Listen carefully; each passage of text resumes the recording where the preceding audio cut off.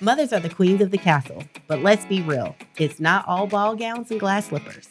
On this podcast, we're giving you a peek behind the throne at the privilege and responsibility of wearing the crown. My name is Helen Hope Kimbrough, and I'm a proud wife and mom of 2 adult sons. And I'm Charlita Hatch, a proud wife, married to my high school sweetheart, and a proud mom to 2 little ones. Get ready as we share jewels with each other and you around all things connected to motherhood. How are you? Hey, girl, hey. I'm great. Hey. You know, we are excited to have special guests with us.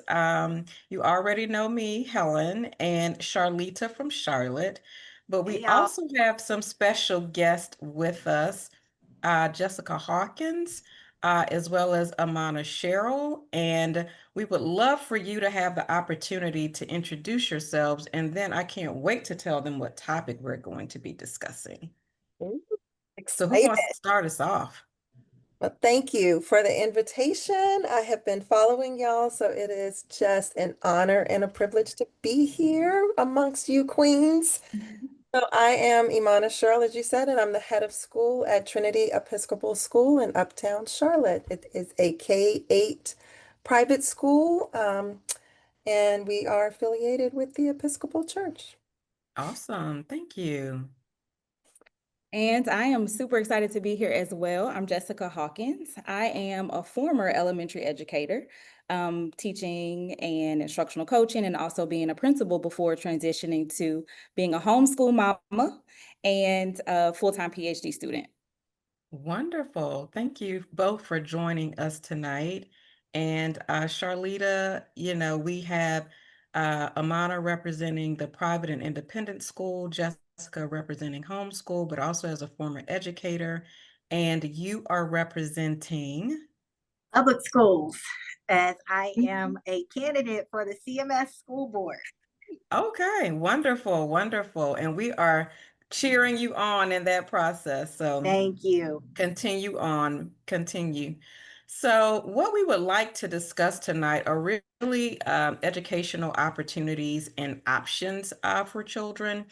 I really want to thank Imana for reaching out to me, who listened to one of our other episodes. And like she mentioned before, she's really been a supporter of the Behind the Throne podcast and mentioned that we really should expand our conversation around education and include different opportunities so that families and children can have access and really just know what to view and what they could research as a part of their educational journey.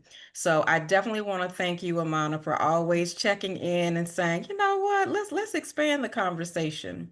So we'll start with you, and just let me know why you felt it was so important to do that. Well, I do want to say that I am a product of public school. I am a proud class of 89 West Charlotte Lion alum. So let me make sure that I say that. Dub C. Dub C, you know. That's what my mama, y'all. I went to dance. It's okay. We'll take it. But my career has led me not only through CMS and in Los Angeles Unified School District, but then into the private schools. And so I would have never thought about private school for my own children, but because I taught there, worked there, was an administrator, they had the opportunity. My son now is back in public school. So there's this real pull between there's such a wonderful opportunity for schools in independent schools and for kids because we can personalize the education. We can be very intentional about our kids. We don't have to teach to a test. We can actually do what is best and right for kids. And so when I was listening to your previous podcast, and I am a cheerleader for public schools, and there are also other options for parents that they need to know can be a bit more specialized for their children. And so that is why I wanted to have this conversation. No, and again, I appreciate you just reaching out and having us meet and then really discussing, you know, this opportunity. And the other thing that I love about Imana is she is always like in recruitment mode. Like, let me tell you about my school. Oh, Always. Always. Yeah, so that's an option, an opportunity as well. And then we also have Jessica, who is representing homeschooling for us. And Jessica, I also homeschool for a brief moment, and my kids were dying to go to school. So just tell me just a little bit about your journey and why you decided that homeschool was a good option for your children. Yeah, so during the pandemic, I was leading a school, public school, and I had a toddler. And I was like, this baby has to be socialized. What are we going to do? And the only places that had availability were nature-based schools. And so she started at a nature-based preschool. So she did that for 2 years. And then I transitioned out of leadership, moved here from St. Louis, and I could not find a nature-based school in the area that had kids that looked like her. And so my intention was always to she's go to public school or find some other nature-based school here. But when I couldn't find it, I said, well, I can't move her out of, her home to like also a new schooling environment. We're gonna do this as a family. And so we did. We did it for up until a month ago. So we did it for 2 years. Okay. And that was my, eye-opening, awakening moment about this beautiful possibility of homeschooling and that it is flexible and fluid, right? That people enter and exit this community and they do it for so many different reasons, beautiful reasons. And there's something that we can really learn, even from a public education stance, about the homeschooling community. Yeah, yeah. And one thing I will say, just the benefit to me was really learning my children's learning styles from homeschooling. So I was able to advocate on their behalf by the time we did enter school, so that I could hold the teachers accountable to how they learned and how they processed information. So I think that was a benefit for all of us that carried us through that journey with them. Now we have Charlita, who not only is a product of CMS, but also running for school board. And so we really wanted to hear your perspective just around public schools. I know you are a cheerleader for it, but I also know that you are discussing just the benefits of that in reference to families as well. So can you share more? I would love to. And so, what I would love to enter into the room is my research and my scholarship. And so, it addresses this exact topic around giving parents a full understanding of what options are out there, but really centering on the public school should be an option, right? Because so many families feel like, especially those of us who have privilege, that it's not an option. And so then we don't even look at it. But I would assert that it should be an option. You should look at it because different kids need different things, and there are things that public schools can provide, right? And then there's also the ability to go to private school, homeschool, charter schools, whatever. So I am not here, even as a school board member, passing judgment. I want parents to feel like the public school is an option. And so, what do we need to do from a public school standpoint to make sure that parents are informed about all the school choices within the public school model? And it might not be a good fit for your family, but how do we make it easy and accessible for you to make an informed decision and not make a news-based decision? And so that is really the core of my platform for running on the school board, because our school district is the 18th largest school district in the country. And we have 60% of our students are Black and brown. We have 140 something thousand students. And yet Black mothers still struggle navigating the system. And so what I would like to offer is, how do we bridge that gap? And I think the best person to do that is a Black mother. And so that is kind of how I will start the conversation from a public school standpoint. Well, I wanted to also just, since we're talking about options and opportunities, just talk a little bit about the myths, around of what some parents may think about these choices that you have. And so some myths really around private schools is they're unaffordable, only for wealthy, there's a lack of diversity, and there's limited extracurricular activities. So, Amana, how do we debunk this myth and just share a little bit about your experience in leadership and also from your children's standpoint around it as well? So that myth at one time was true. Independent schools, most of them were created out of white flight. So it was during that time of integration. There were families who did not want to integrate, so they created these schools. My school was created in 2000, so it was not one. Just want to put that out there.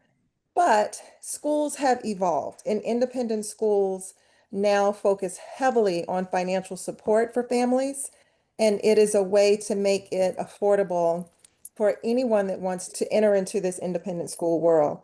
And I will tell you, the Opportunity Scholarship, which I know brings a lot of controversy, has provided opportunities for families that completely change the trajectory of their children. Mm-hmm. And so when there are schools that parents just can't find the right fit, to Charlita's point, of a school that can really cater to the needs of their kids, when you come to a smaller independent school, your class sizes are smaller. You get a little bit more direct, intentional teaching. And we make sure that we find right fit families so that you understand our mission and our purpose, because every independent school has a different mission. And so you need to find the one that aligns with your family and Yeah. make sure that it is a school where you believe in their values, you believe in their core beliefs, you believe in the curriculum that they are teaching, you believe in the type of educational delivery that they provide. So you really have to do your research on independent schools in the same way that you do with public schools, because we want to admit families that will commit for the entirety of their educational experience. And so we also know that when we sign up to provide that financial support in kindergarten, we want Mm-hmm. it through eighth grade, through your entire time at our Mm-hmm. school. So Mm-hmm. it's important that we are committed, and it's important that the families understand what they are committing to. Mm-hmm. Because most independent schools, I will tell you, tuition doesn't cover the full cost of education. Yeah. So there's always an opportunity to give more to an endowment or to give more for after school care or other activities. So that's important for families to understand and is a little bit of a difference between public schools and homeschooling. Thanks so much for providing that background and then also just level setting, that conversation too Right. around independent schools and how they started and, the option of where they are right now. Charlita, I wanted to ask you just, what do you feel are some advantages around public school now that we're talking about the perfect fit. And for some children, the perfect fit is in a public school. So can you share more about what you feel are the benefits to public education? Yep. And one thing I would say is I think sometimes it's even hard in this conversation because I am a big advocate of families finding their fit. And Mm-hmm. then, when you think about our public school system and then public dollars, and then there's hard because the right fit might not be in a public school, and the family who needs that fit the most might need those dollars, right? And Mm-hmm. so it is a struggle. I know it's a different topic for a different day, but it's like I think we should have the fit.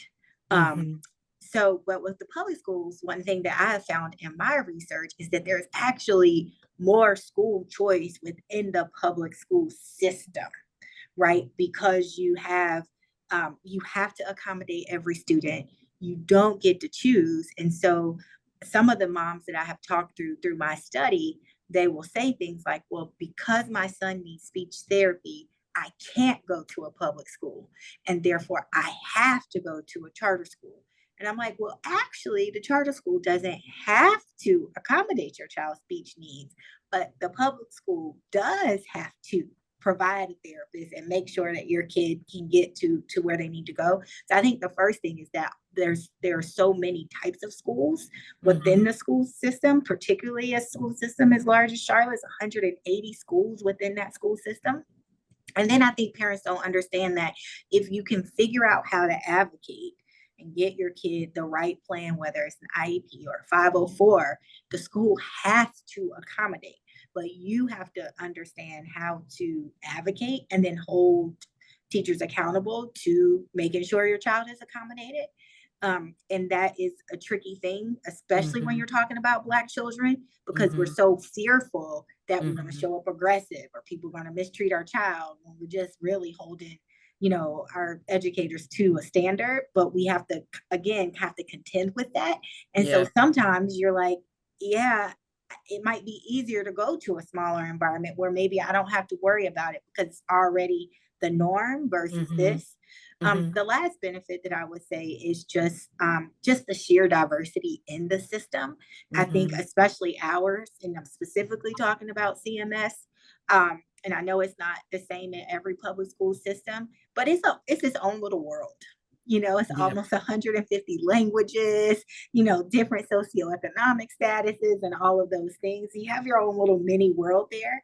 And so I feel like, so this is not fact, I feel like you can find yourself in the system, but if you don't know how to navigate through it, right? If you don't have the social capital, if you don't know someone, it's harder. So it feels like it's a barrier that's not meant for you. And that's what we've got to break down. Yep.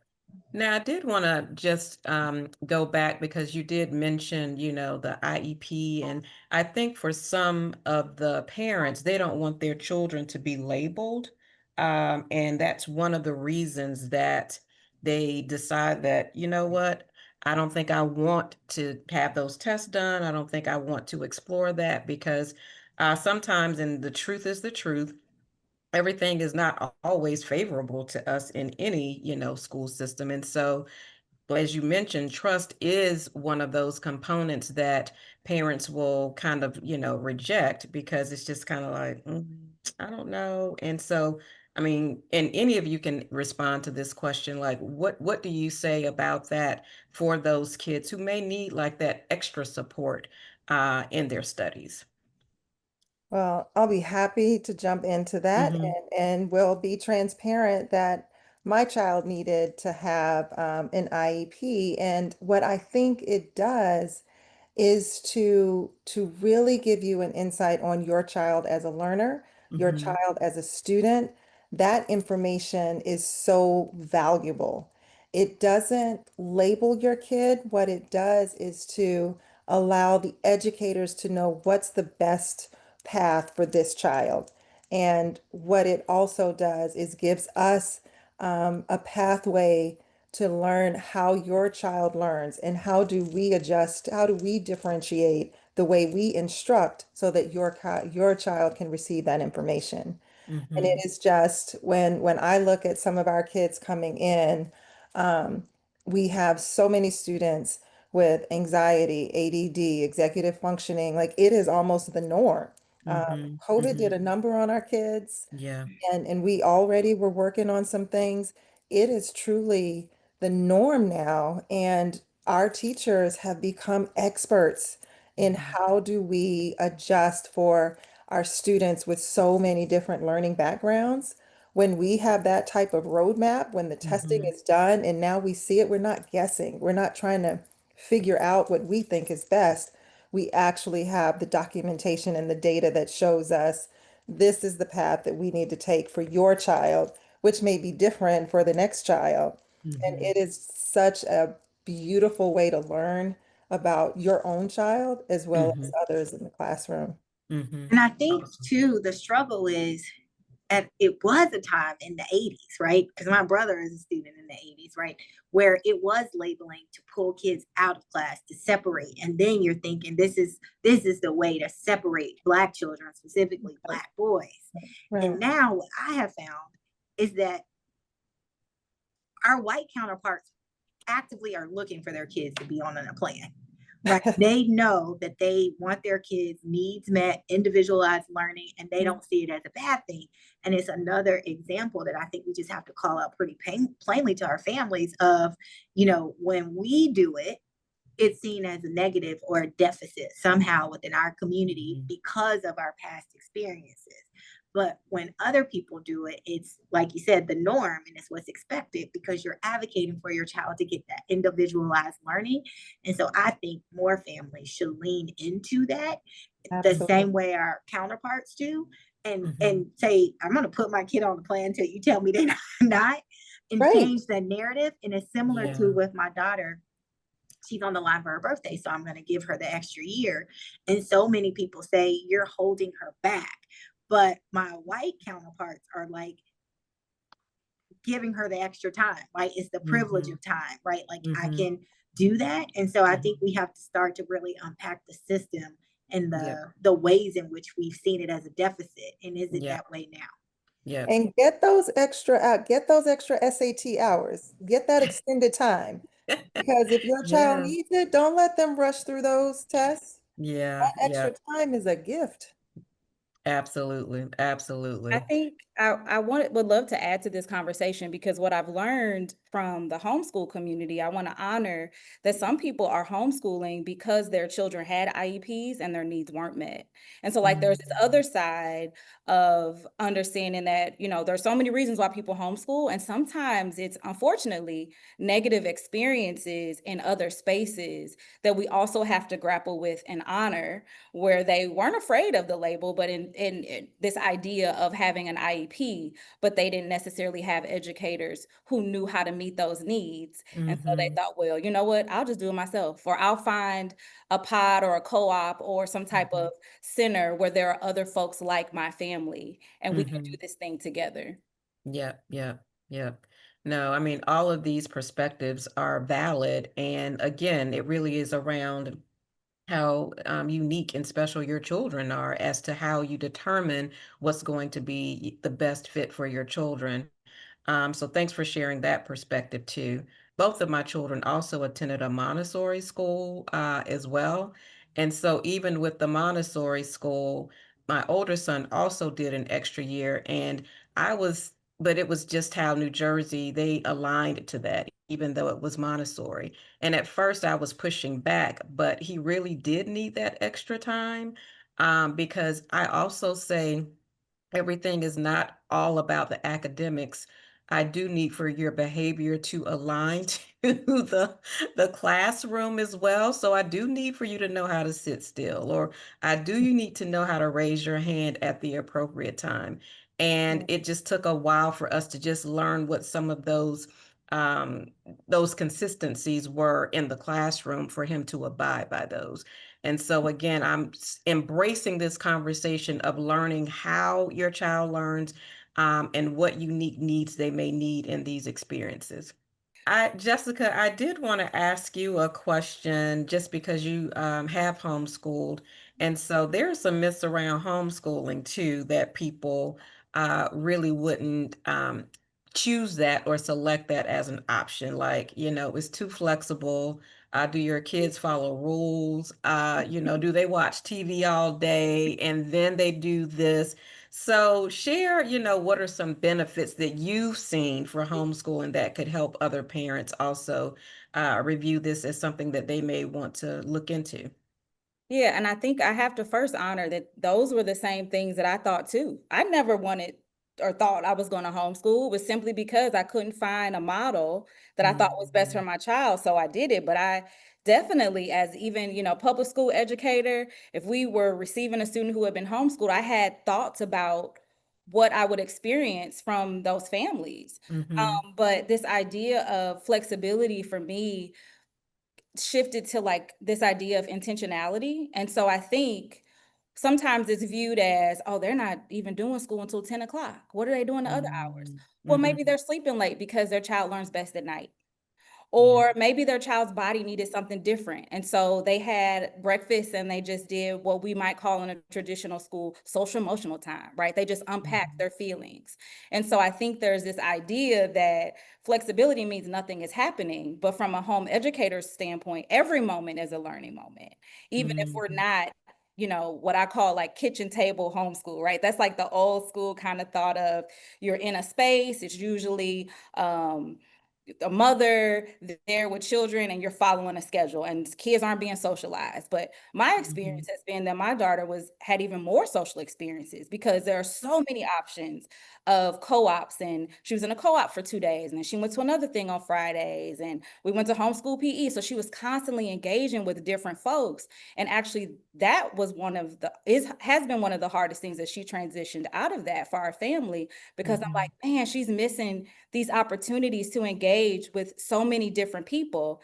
And also, just like with independent schools or public schools, there's so many types. People are homeschooling for all kinds of different reasons, right? So you have unschoolers, where they are rejecting, all kinds of the norm of traditional school. Then you have world schoolers who are traveling the world to educate their children. You have a lot of the Black community around who is doing it in community with each other. And so I think for people to see the different models also disrupts this narrative about homeschooling. And I have to plug Akilah Richards' book. It's called Raising Free People. It's about unschooling for liberation. And I read it as a principal, and I was like, oh, this is interesting. And then I've read it some more also in my research around liberatory education. And again, she shares public school experiences and then talks about how this unschooling or homeschooling decentralizes learning, right? That learning doesn't just have to happen within four walls, right? It can happen wherever we are. And for my family, that was a beautiful thing, because we could do our lessons. She can go to co-op, or she can come to campus with me when I was teaching, and she's learning in that space too. I mean, her vocabulary and communication was like through the roof because she's engaging with college students in the middle of the day. So I think all of those things were huge benefits for my family, but I also want to honor and recognize that it isn't accessible to everyone. And so there are things, which is why this conversation is beautiful, that we can all learn from each other, because homeschooling ended up not being the best for us right now. We've moved on to something else, but there's so many beautiful lessons about the flexibility and that decentralizing learning that has shifted me and has guided my research. And I love what you said about Black liberation, because I think that's just the phase that so many of us are on, where we're learning and unlearning so many things. And I think there are so many different types of myths that we have to debunk, and we have to unlearn the ways in which we've conditioned that public school's the only way, and private schools just for the wealthy, and homeschool kids are weird, and all of those things, because that's not the realities now. And we are still operating in kind of antiquated views. And if we really want to liberate ourselves, we will open ourselves up to, like you and I talked about, Imana, do you need to medicate your child? Do you need to put your child on the plan? How do we see this from an asset-based perspective? If you need to homeschool, it doesn't have to be in perpetuity. It might just be what you need for this year. You might need to do a transitional year in private school. It is all okay. And as Black people, we should not be judging the decisions that we make, because quite frankly, we are the hardest on each other. The more people have given me comments on the decisions I've made for my children in education in a negative way, have looked like us, more than people who don't look like us. That's like, oh yeah, okay, I get it. I can see why. Yep. And I also think, the theme really of our podcast for this specific season has really been around not being consumed in a box, really opening up your mind to, consider variable things in your life, but also in education and even in other facets as well. And so, so I appreciate this dialogue and what we are discussing. I did also just want to talk a little bit. We mentioned COVID and how that has impacted education, and just how it's evolving, even since then, from year to year. And one of the interesting things that my sister and I was talking about was really around these pods, because that seemed to be something that, people were exploring. And I feel educators were raising their hands to be a pod teacher. So, what are your thoughts just around the evolution of education? And do you even feel like it will change 10 years from now? What do you think it's going to be? And point of clarification, when we say pod, because I always wondered this and I didn't know, is that synonymous with homeschool co-op? Like cohorts. Is that what you mean? Like these I mean, cohort groups? yeah, the cohorts. Yeah, the cohorts where neighborhoods will sometimes, like over COVID, there were groups of families that said, you know what, well, school is not in session because we're having to learn, at home asynchronously. I can't even say the word. And so what ended up occurring was families took matters into their own hands and they would hire an educator to come and basically, quote unquote, homeschool their kids, but they considered it more as pods. And I would also say more so like a Montessori approach, because everyone didn't have to be in the same grade to, participate. So it was a variety of ways that kids were being educated during that time. Go ahead. Go ahead. I just had a moment of Yeah. PTSD thinking about COVID and having to go back to asynchronous learning. And oh, I hope we never, ever, ever have to do that again. It I shouldn't know happen that in was, our generation. I'm sorry No, that please. triggered you. Yeah, it shouldn't. We've experienced it for our generation, so we should be good. Okay. I would say, obviously there was like a lot of controversy about pods, right? Certain groups of people, certain families could afford certain levels of educators, and it was this whole thing. But I think in Black communities, and there's like research, and a lot of Black women have told their stories about this communal experience that was created that they had never had before, right? But we know historically we've had it. We've had communal schooling. We've been doing it. You think about even freedom schools, you think about Sabbath schools, you think about all that. So it's this idea that we got this and we got it together, and we are in control of who gets to teach our child. And so you go back to our Black communities where, the teacher was also the person at church, and you see them at the grocery store, and it was like creating these experiences again that we haven't seen in a long time. And I think although, COVID has moved on and all of that, out of those pods came homeschool co-ops, right? And some of these places are now like micro schools or becoming private schools. It's been this evolution because I think people started to see, wow, we have a different level of control for our children's education than we haven't had before. But I think we can look at history as our model to know that it's in our DNA for us to learn and grow in community, regardless of age, regardless of socioeconomic status, regardless of all of those things. We know how to learn and grow with each other and uplift Blackness in those spaces. And a lot of times that wasn't happening in those public school settings. Yeah, yeah. Mhm. Thank you for sharing that, Jessica, because I mean, even as you are providing just this context, for not just us, but then for anyone who may be listening as well, that we do have choice. And sometimes we don't think we have choice, but we do have choice. And we have, individuals here, right now stating that you have a choice. You have a choice if you want to go to independent school. You have a choice if you want to homeschool. You have a choice if you want to do public schools. And so I think, sometimes in the world we feel like things are taken away from us, but we really can lean in to the opportunities that are before us for the betterment of our children, but also for our families overall. So we are finalizing our last question here, ladies, and it really is around the village. And I think the theme has shown us here that in each community, there is a village that's there to support you. And so, can you just express how your village has benefited you and how it's benefited students that you've actually been responsible for, whether it's in school, out of school? The village is still a prioritized ingredient to our growth and development.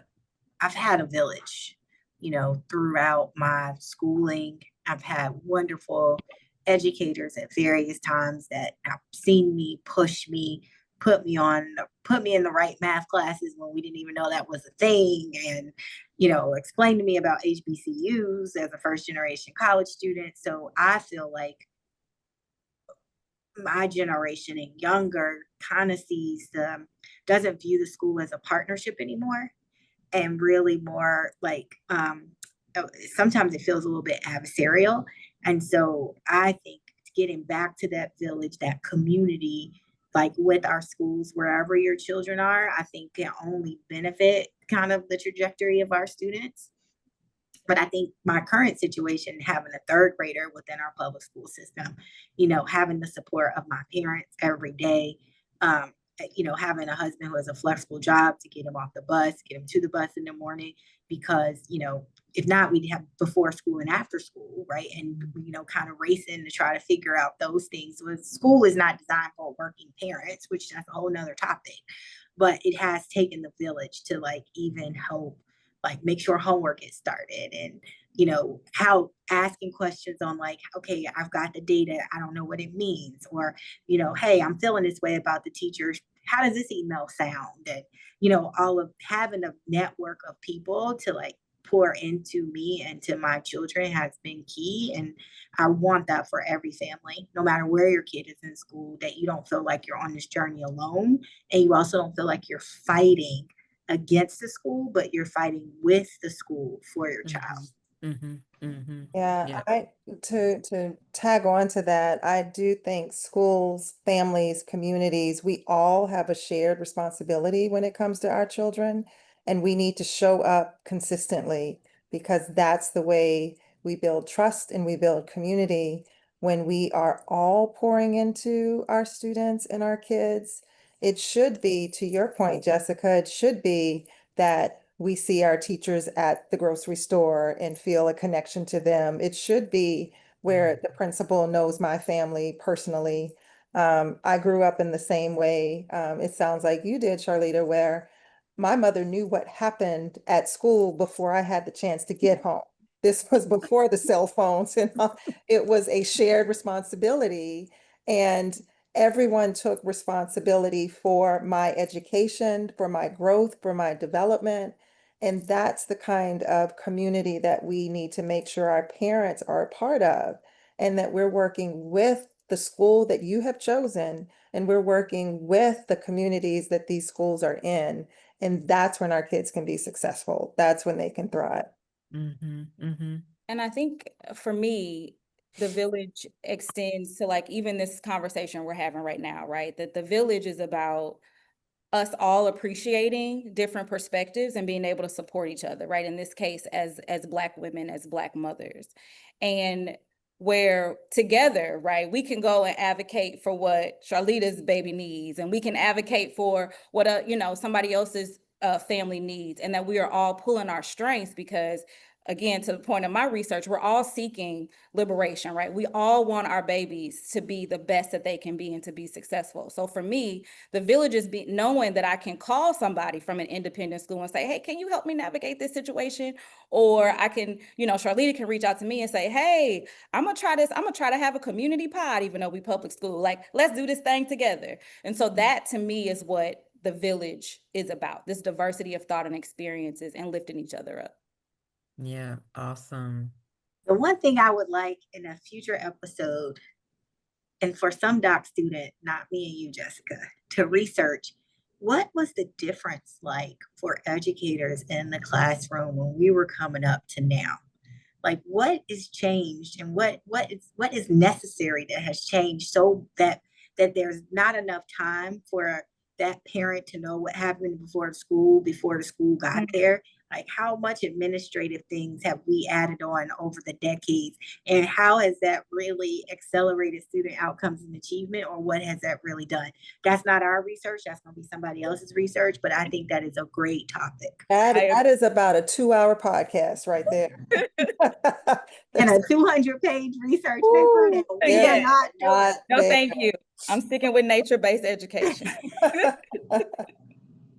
Ooh, that's a lot. No, this has been a robust conversation, and I know I've learned and gained so much just by listening to this. And even as an empty nester, still embrace the fact that I want students to thrive, and I want families to thrive in whatever way that is for you.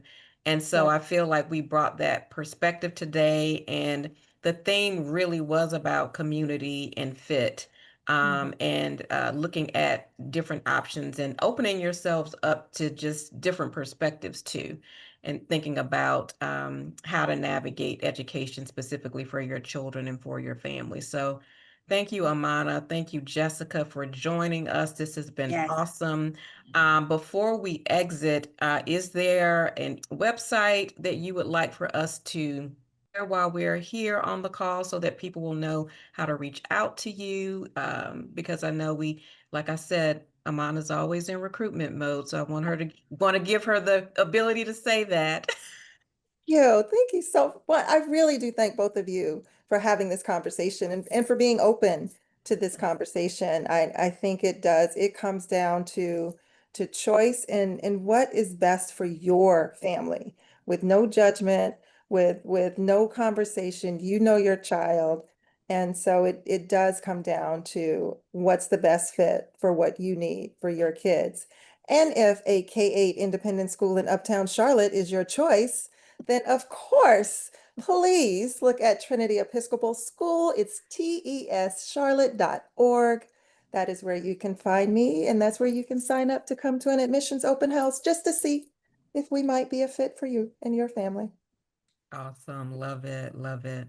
I am in the process of launching Kin and Canopy, and it is an opportunity for Black parents to engage outdoors. And so I look forward to that launch of my Instagram page and website. Is coming within the next week. Okay. All right. Yeah. Awesome. Thanks for that. That's exciting. Okay. And we already know, Charlita, close us out. We already know about you, girl. Close us Yes. out. Unless there's something else you want to share that we don't know. No, I just want to say thank you all for this conversation. I think it's so important for families to just be informed. There's so much misinformation, and I think you provided such good, robust, data-driven information so families can feel empowered, which is what we want from a liberation perspective. So be sure to like, follow, comment, and subscribe Behind the Throne podcast wherever you listened.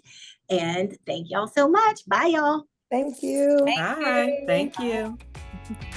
Thank you for listening to the Behind the Throne podcast. Be sure to subscribe to our channel and comment below with your feedback. Check out future episodes from us as we discuss motherhood from babies to adults.